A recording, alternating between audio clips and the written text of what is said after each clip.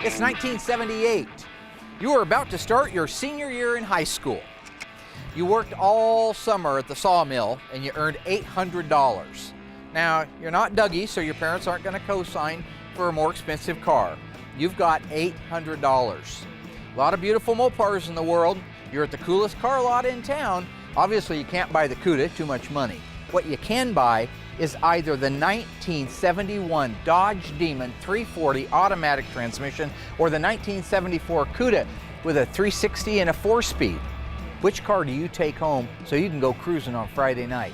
Your opinion matters. Please go to graveyardcars.com and cast your vote.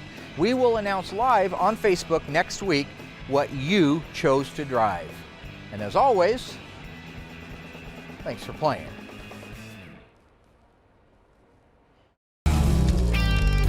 So I've got some side markers out in front of me. These are all off of a 1970 Dodge Challenger. It happens to be the ones on this side are all original ones. The ones over here are the brand new Classic Industries ones. I wanted to point out that even when you have a really good condition original side marker, it isn't usually perfect enough to go into a car that's just had beautiful body and paint work on it. So the question is, do I send this out and do I have it re-chromed, or do I pick up the phone and call Classic and just have them send me a brand new one? So we're going to talk about how to make that decision. Now this is a rear side marker. You see I've got the red lens. Amber goes in the front, red goes in the rear. But we'll talk about the actual housing itself. If you go around the outer perimeter of it, overall, like I said, it's pretty darn clean. But if you get close, you'll see damages to the chrome. Like here's a slice where some kid on a bicycle went by and blasted it with his pedal probably.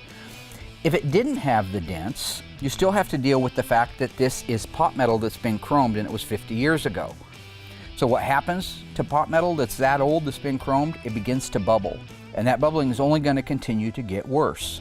Now, if you take that and you send it off to the chrome shop, they've got to strip all the chrome off of it. The process of doing that can actually cause more problems to the pot metal.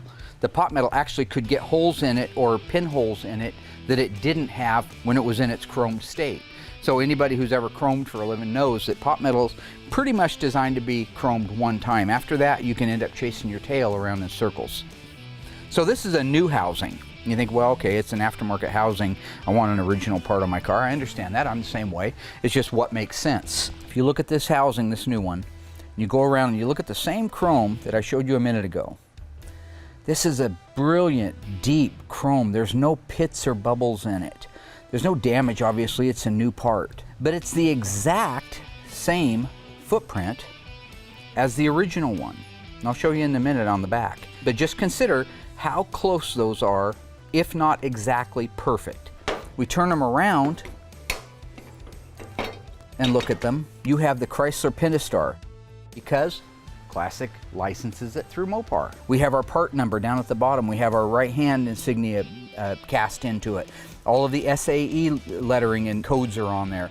The original studs. Everything on this housing is an identical twin to this housing, except it's not 50 years old and it looks a lot better than the original one.